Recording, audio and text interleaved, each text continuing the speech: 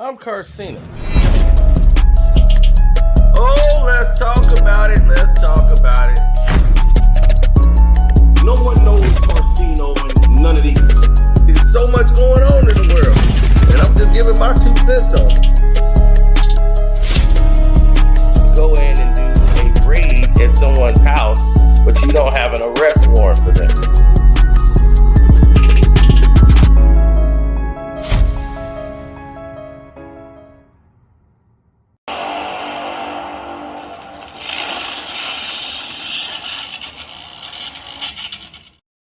What's up? It's your boy KARCENO here. Peace to you guys out there. Shouts out to Kwame Brown, Bus Life, Ticket TV, Armando Black TV. Welcome to HDII TV. Thanks for coming up, HD. I passed out on you guys yesterday. The painkillers kicked in and I was out of there. So, yeah, I woke up to y'all still talking. So I just stopped the live stream. It was like 5 hours in again. I was, damn, we put in some heavy hours on this live stream. But let's get into this because I wanted to talk about Amanda Seales. Amanda Seales just can't get out of her own way. I mean, you're on Shannon Sharp's podcast. It's not going to get any bigger than this for you. And she talked about black media don't want anything to do with her. It's not that black media don't want anything to do with you. Black media loved you. Guys loved you. You turn people off. Hit the like button and subscribe to the page, good people. And don't forget to subscribe also to Jag Sports with Jose Rodriguez. He came up and showed love too. Shannon Sharp, Shannon Sharp did everything in his power to make Amanda Seales look human. I swear, I've never seen anything like it before in my life. He did everything humanly possible to make her look like a human being. And she found a way to be confrontational, to have her defenses up. And mostly she created the situations that she's complaining about. She has constantly attacked black males. Constantly. So why would black media want to deal with someone who's always confrontational and who always goes to the magazines or to the internet and throw other people's business out?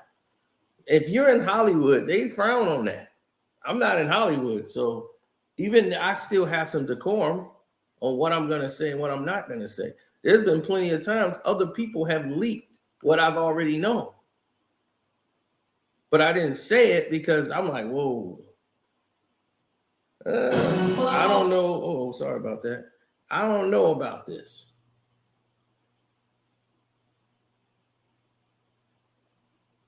Now, Amanda has done a whole lot of things with a lack of evidence surrounding a lot of the things she was mentioning.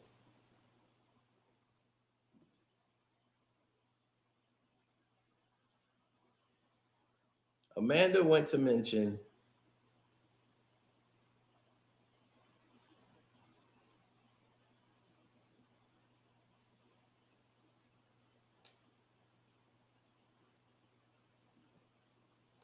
she went to mention that she was she wanted to talk about her childhood.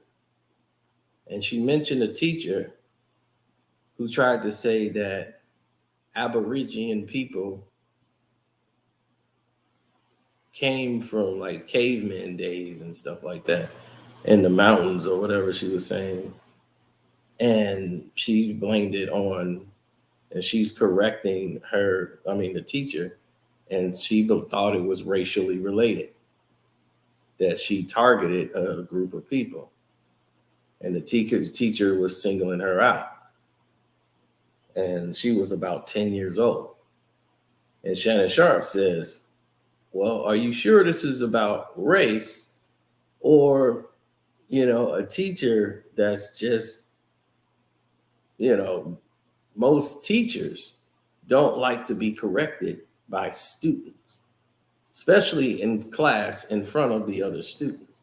It seems like you're trying to undermine the class. Now, I've seen this behavior before, but constantly, she went and took it as racism because, it felt like, we weren't there. But what Shannon Sharp was doing was introducing another point of view. Because you were a child, you probably looked at it as that, but it probably just wasn't that. Because teachers don't like students challenging them and telling them they're wrong and feel like they're trying to show them up in class. It affects their authority to govern and teach. Now, she looked at it as racism. He just gave another point of view. And she was just like, okay. Like sarcastically saying, okay. So again, these point of views that they were bringing up were very telling because it didn't allow for you to speculate. It didn't allow for you to second guess. It didn't allow for you to make judgment. Shannon was giving you another point of view. And he's a black man. You think he hasn't faced racism before? So he wasn't clamoring for white people. He was just giving you another point of view. Because if he was doing this, nobody wanted you up there on the show but Shannon Sharp. Shannon Sharp said, no, I want her on the show. There's plenty of platforms that said no to Amanda Seales going on the show because she seems to go up there and drops a bomb, which everybody says, oh, this is going to help. But like Joe Budden said, the risk isn't worth the rewards. She'll come there and damage a lot of relationships that you might have with people. See, before, Joe wouldn't have cared. But now, Joe got all this money coming in. Joe looking like, this is $1 million business.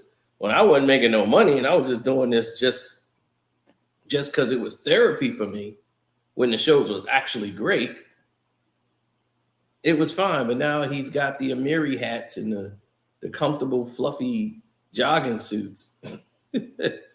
Now he's comfortable now. He forget that.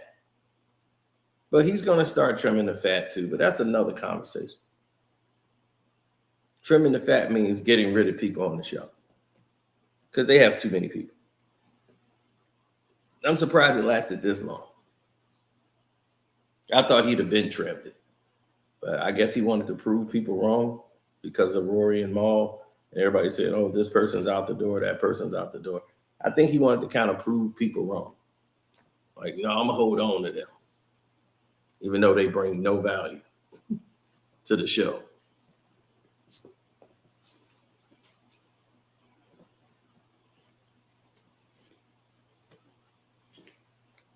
Flip was going to be a problem because Flip is not, he's different from all the rest of those people up there. Flip actually had a platform. He actually had a following, so him coming up there, he was like a hired gun.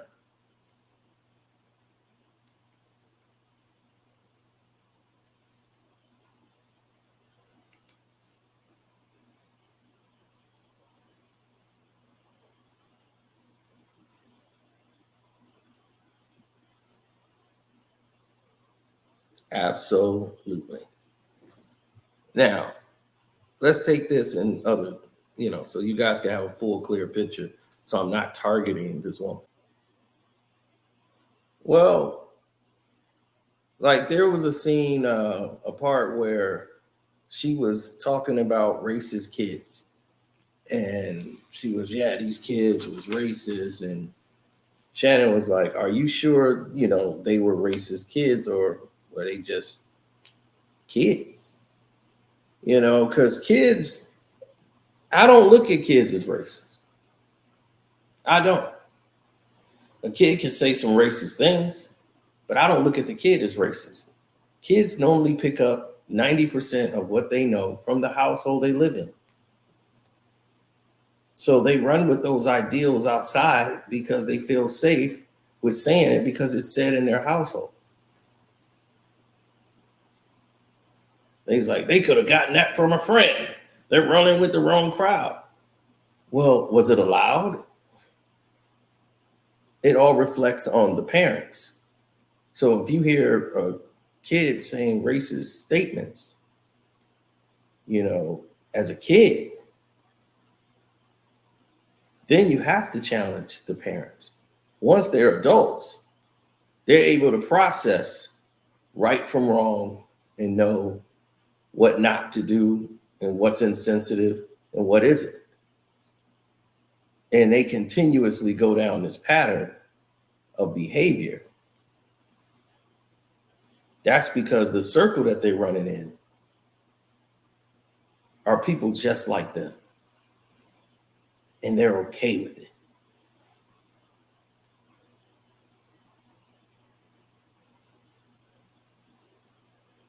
So that's how I felt about that subject. This interview was so cringeworthy.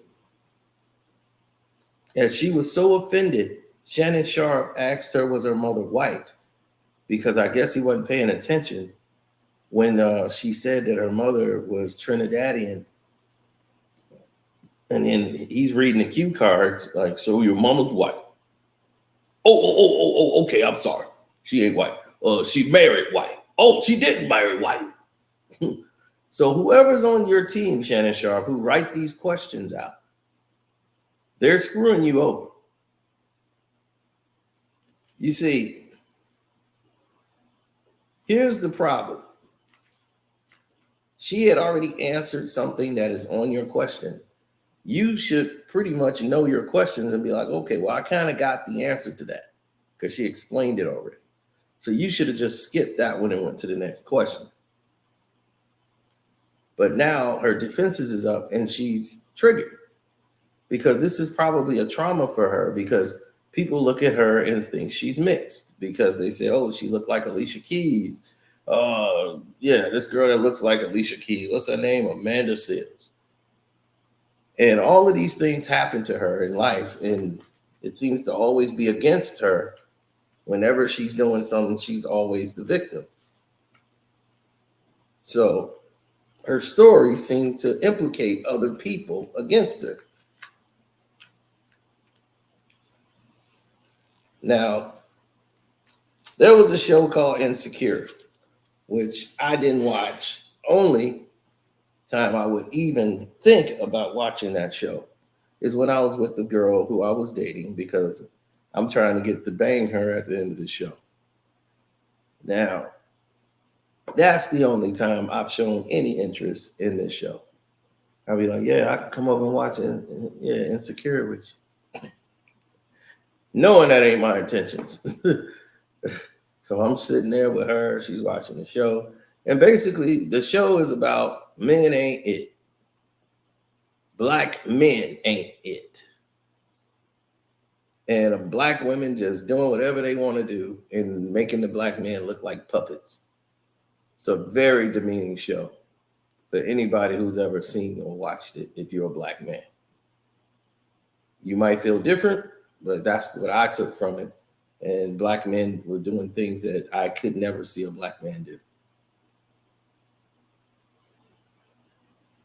And they thought of it as comedy.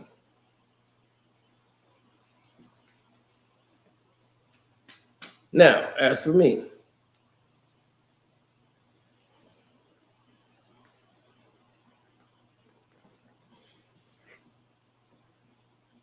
I sat back, I watched, I listened, I saw the scenarios, and I saw it play out. And I said to myself, I said, wow, this is a pretty interesting interview. But I want to see if Amanda Seales take any accountability for anything and she didn't. So that first hour was her putting her defenses up, blaming black media outlets for not wanting to have anything to do with her. Then that rotated into a whole different category for Amanda Seales, who just can't seem to stay out of her own way. That's why anybody who dates her has got to deal with this built up trauma that she has about people on social media. Whenever you let people on social media dictate to you how you feel about yourself, you've lost. These people who don't know you, looking to see if you're triggered by anything that they say so they can continue to say it.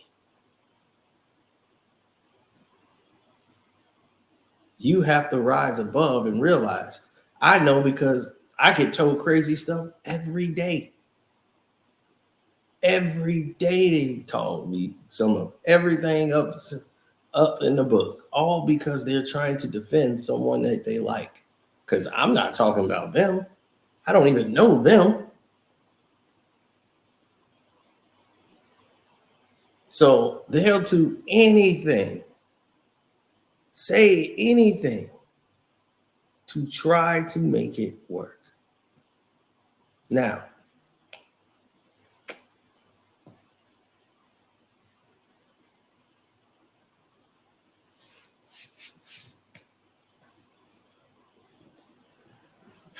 I had a long dated history with people who were trying to implement their way, their thoughts, their beliefs, their notions, the way they want things to go. I was surrounded by that. People's narratives. And once you're surrounded by other people's narratives and they want you to go along with it, if you don't know how to stand up and say what you feel and be truthful and stay firm, then you'll be lost. You won't even know your identity anymore. You won't even know where you stand. Then all of a sudden,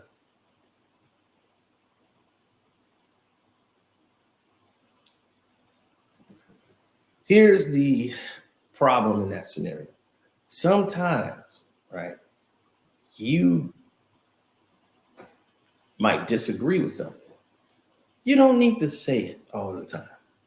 You can keep it to yourself. You know, it's like really no one was talking to you.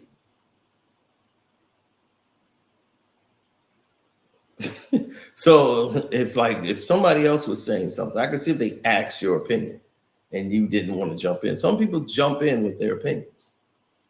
Just let it go. They weren't talking to you. There was no need for you to interject.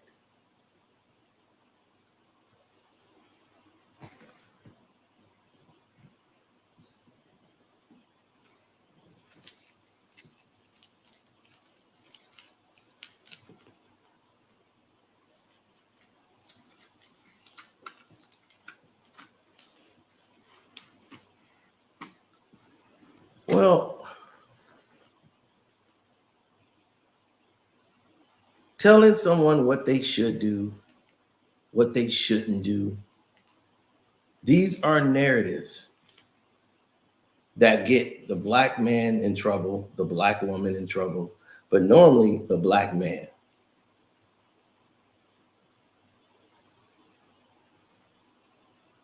Now, you have a black woman who calls out Emmanuel Alcho because she's always trying to prove she's black by trying to fight for black at all costs, but mostly black women. Never really seen her stand up for black men, ever. But yet she wants to be enamored by black men. But things that she do turn off black men. This black man in particular, who tried to ride with her before. Like, hey, you know, they did her wrong over there on Insecure and all these things. And she brought it up. And I'm like, hey, I'm listening to it. And the way this went down, it was shady. You know, so I'm like, why did they go this route? And she did everything possible to not, go at Issa Rae in the beginning. Now it's all about Issa Rae, of that whole mess and that melee that went down with the show. And what Issa Rae didn't want to do was get into a back and forth with Amanda and just said, this is a problem that we did not need to have. And she didn't want to go back and forth. But there was things that allegedly happened that led up to the final blow. And we'll never know because they weren't telling, but they didn't want her around.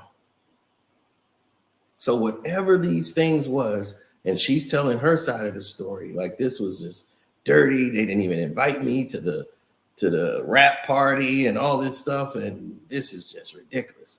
So I'm leaving the show.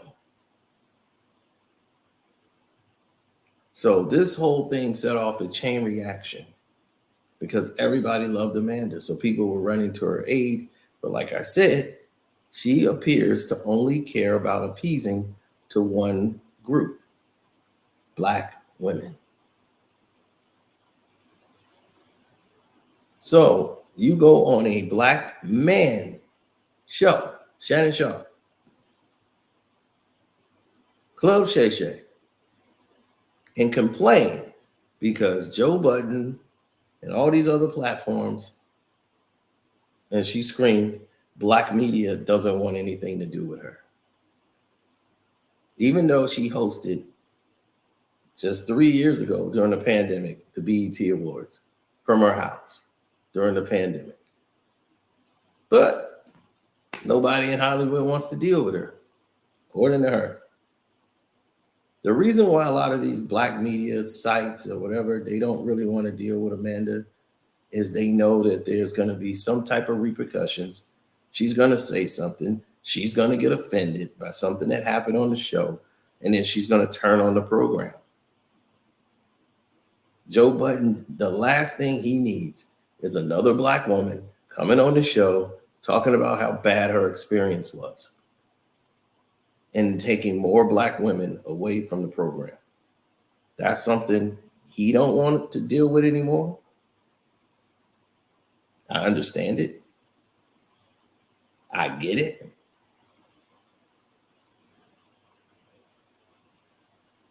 So it's not ever surprising to me to see that rear its head.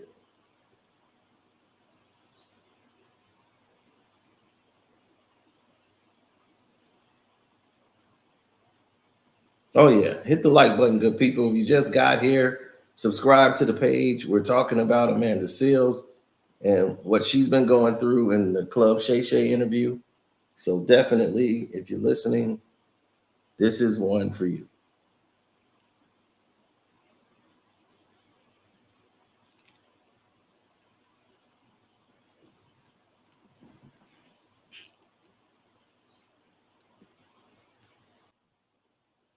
Every chance she gets, she would show off her booty, her butt. She's very proud of her butt. So she sticks it out all the time to get Black men to check it out. She keeps putting the peach emoji in her Instagram. So she's very, very much putting down Black men all the time, a lot of the time, the majority of the time, but then turning around wanting Black men to comment on her butt or on her backside. She constantly does it. Every chance she gets, she wants to show her backside. She wants to show her curves so that Black men can go and hit it and hit the like button and give us some hearts on IG.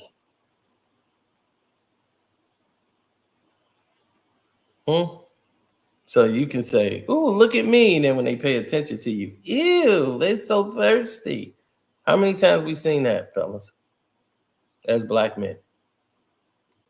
Look, almost all of her seductive poses is her showing off and sticking out her rear end. She's got one when she's completely butt naked by a tree, sticking out of her area.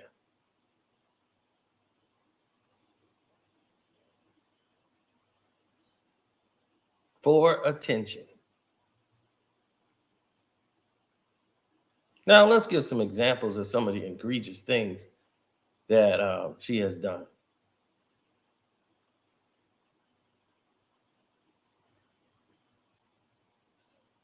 Now, I remember against Floyd Mayweather, she pointed out the statement that Floyd Mayweather was a Trump-loving woman beater.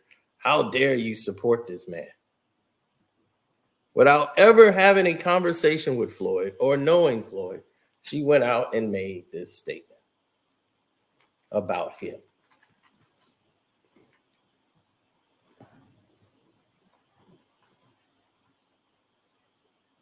Right? Already passed judgment. But she's defending black women, right?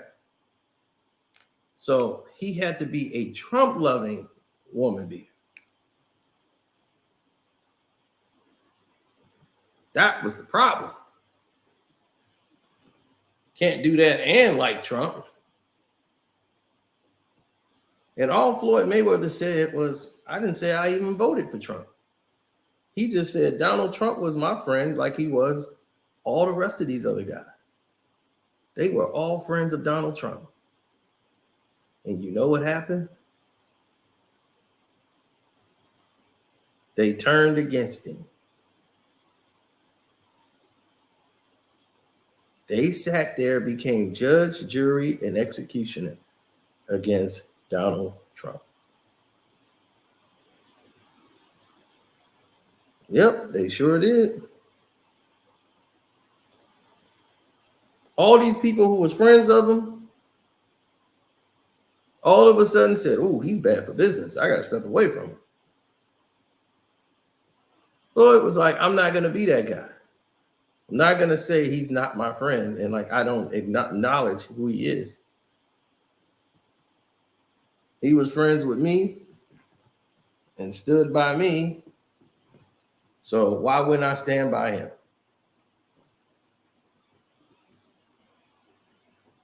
But because of that, without even going over any facts of any case, there's never been a photograph of any woman that was pounded by Floyd Mayweather.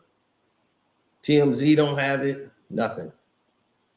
But yet and still, she's 100% convinced Floyd is a abuser of women. Right?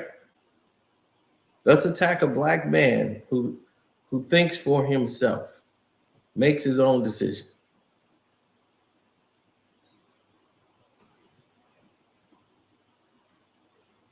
Let's attack that.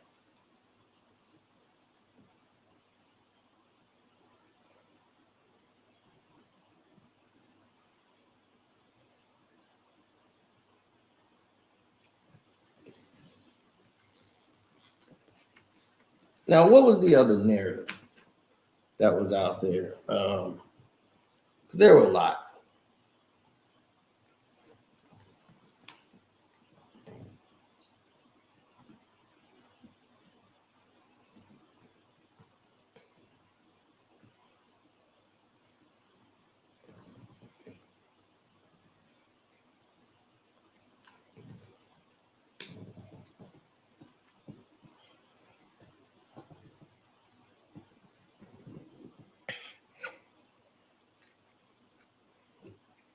But one of the main narratives that they had was the fact that her persistence in the situation, aforementioned situation, her persistence and always targeting black males, it's like she searched to look for what a black male has done. And this was turning her off with the black community, especially men. Well, once again, this woman was Amanda Seales. And what was she doing? Going after a black man for what?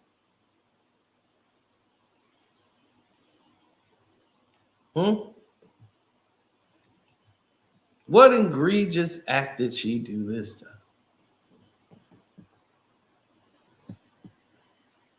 The Miss Look at My Booty Queen. Come on, black man. You know you want to. Look at my booty. You know you like it. Come on, black man. Look at that booty. So now, Miss Come Look at My Booty, Amanda Seales decided, and this what got my attention, is the Myron Rolle situation. Former player, athlete at USC, who was actually getting his doctorate degree. And he had 8 women say that they wanted to charge him and said, but he came out and said that this neurosurgeon who went to USC, while they were at USC, 8 of them said that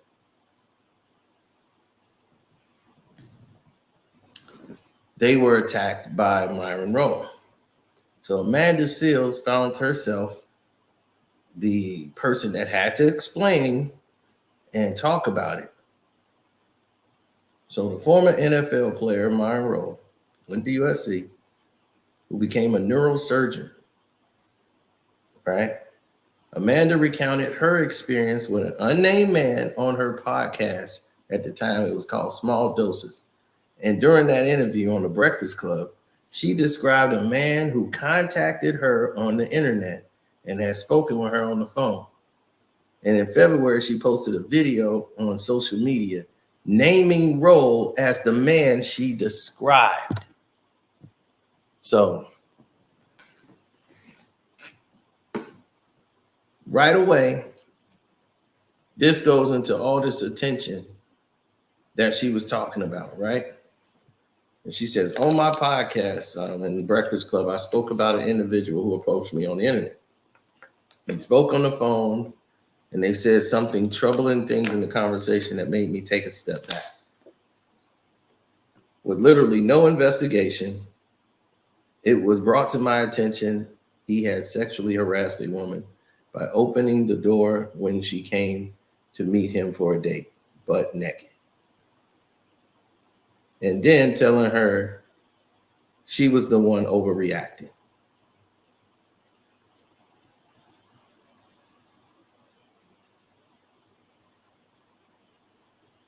That's what she claims, right?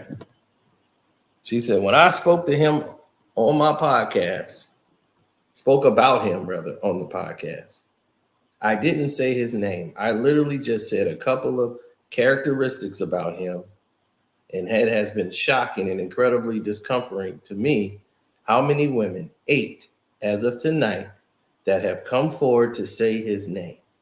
And that has been incredibly problematic and behaved in a very sexual predatory way with them that some have said could have gotten him fired. I say to all of that, if you're approached by Myron Rolle, you should be mindful.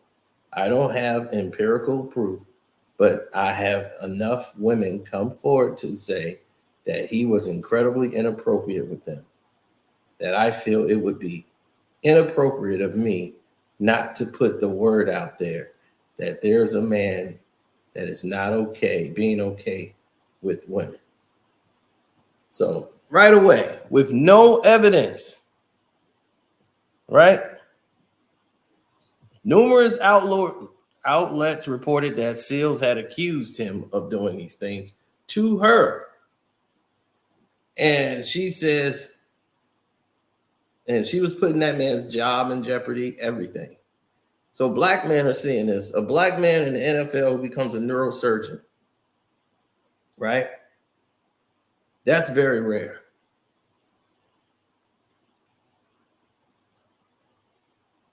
So now you go out your way with no evidence to say I was to target this man and say he made you feel uncomfortable, but I never said it was him.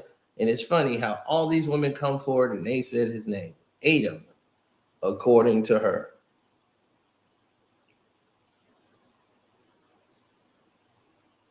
She alluded to the fact that maybe he was inappropriately talking to her, even though she never said his name. So the facts is that she never said his name. So everybody's there.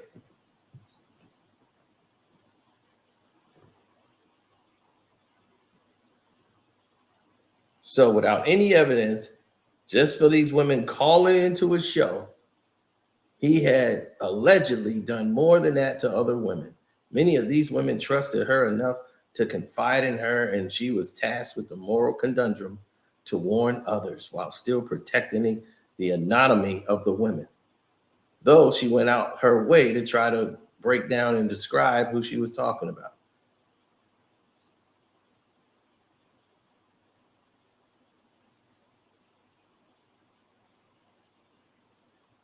So she went there and said, I never accused Myron Rowe of SA or harassing me or sending me inappropriate DMs.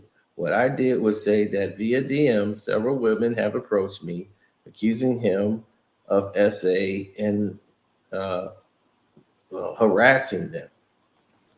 Now, that was the case.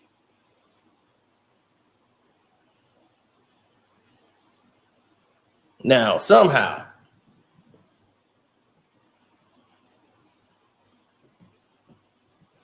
this was an admission to most as misdirection. Most took this as her trying to do damage control because it was getting out of hand. It was clickbaitish and inaccurate. You took one person's side without any evidence whatsoever.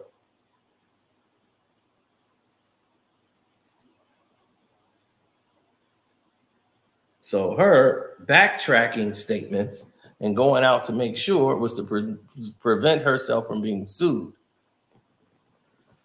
And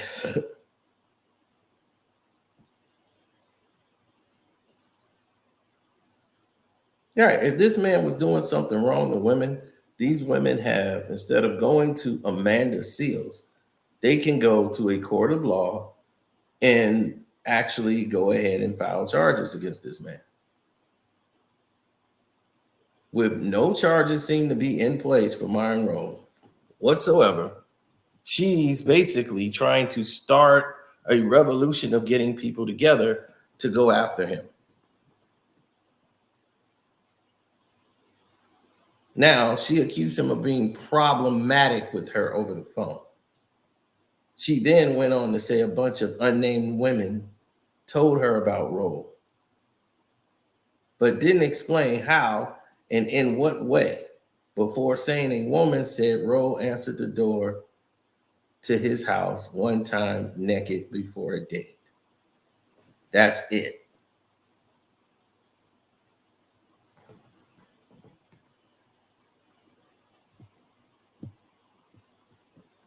Again, so many problems.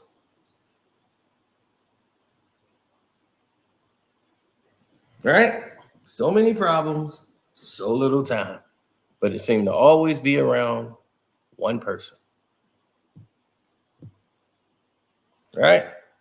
Let's look at my booty.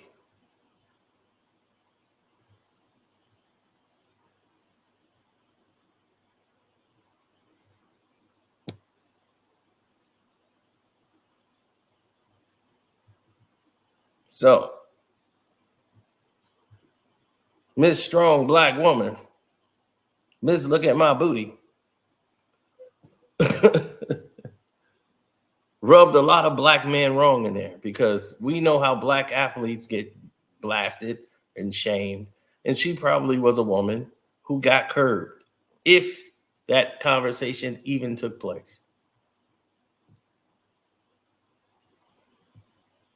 She alluded to all facts that would lead back to that man and the lead that people would understand it was that man she was talking about.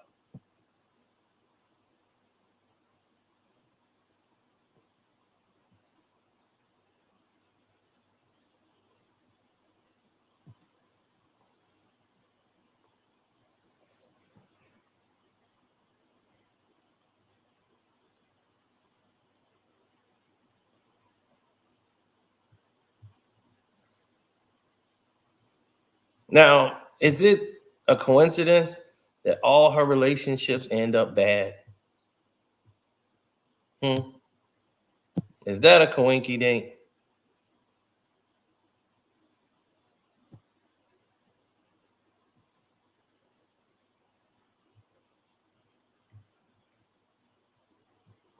Miss Big Booty, who comes out and attack white women for saying that white women think they're superior because they got a big booty. If they got a white girl get a big booty, she feels superior to black women. Um, wow, I never knew it was the white woman's booty that make them feel empowered. That's a unique take.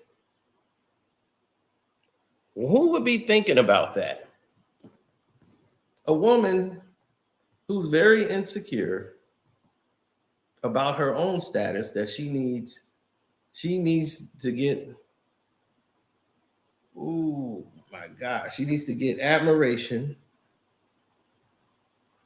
She needs to be adored by fans on social media because they say some mean things.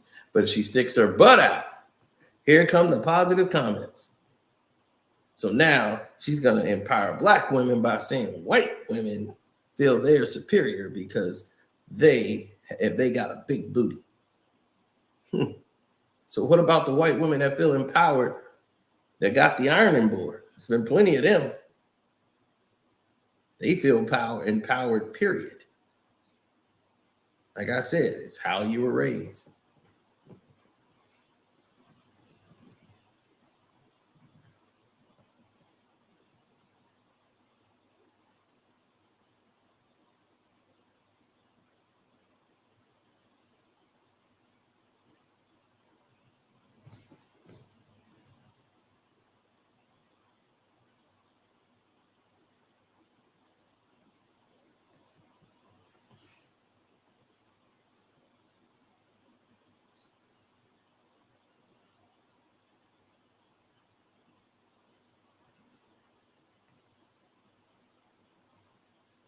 Mm-hmm.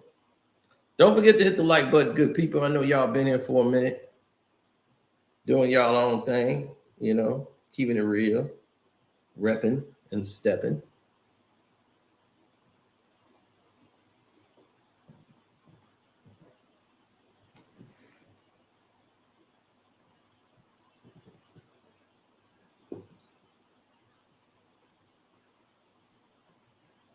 Now, what we don't want,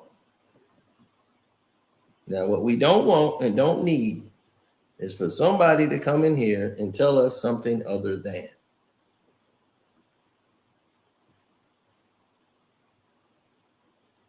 People out there know what time it is. They know about Amanda. She has gotten into it with a lot of people that work in production, studio, the whole nine. Right? And Shannon Sharp, I want to say this to Shay. What you doing, man? For real, what you doing?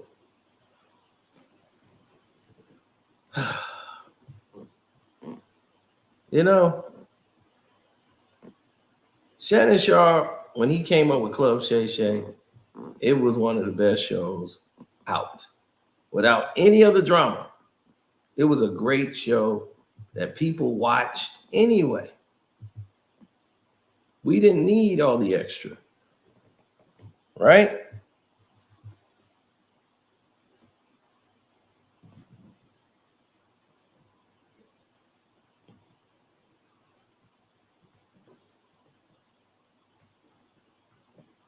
We didn't need all the jazz.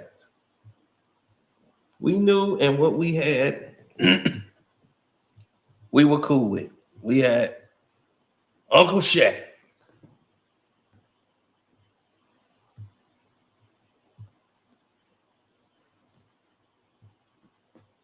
Right? Club Shay Shay.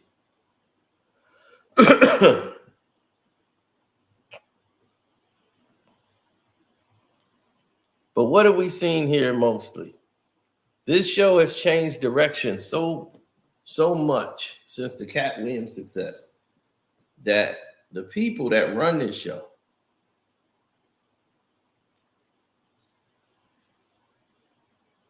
the people that look at this show and say, hey, this is interesting to me. Now, since then, if you look at the titles,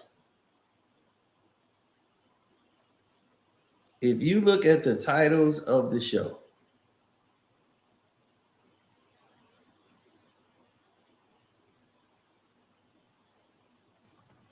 everything is about Amanda Seals goes in. Amanda Seals goes in on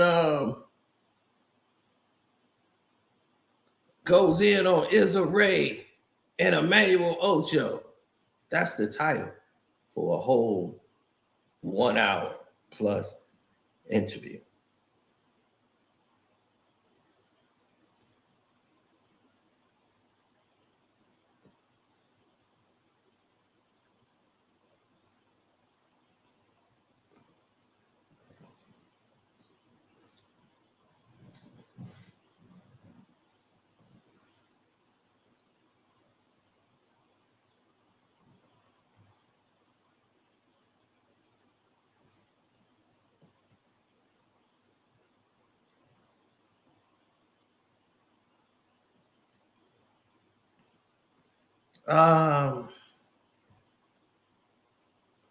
Looking at this, I like the show, and right now I'm in a lot of pain. Y'all don't realize how hard it is to make this video right now. Just dealing with the pain. Like pain like you never can imagine. Feel like someone's ripping your muscles apart and you have no painkillers.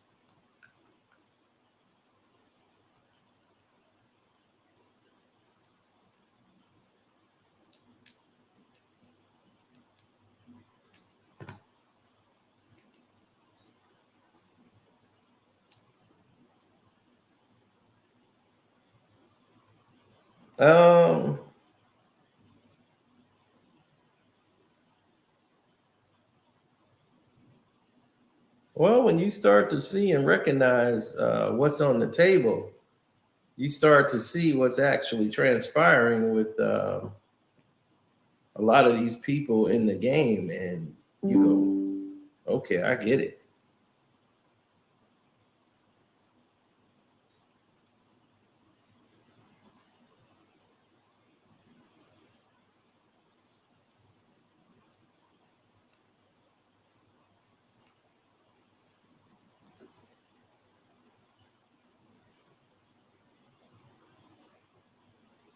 Man, I'm in pain, but oh man, I'm gonna shut this down. I gave all my shouts out early because I didn't know how long I was gonna do this video.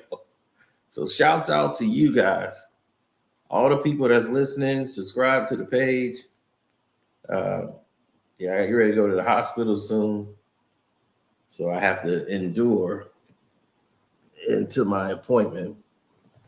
Yeah, I was playing basketball, my knee popped, and then I rolled on the floor after my knee popped, and now my left arm is messed up. So we trying to get through it. Woo. Yes, sir. I'm out.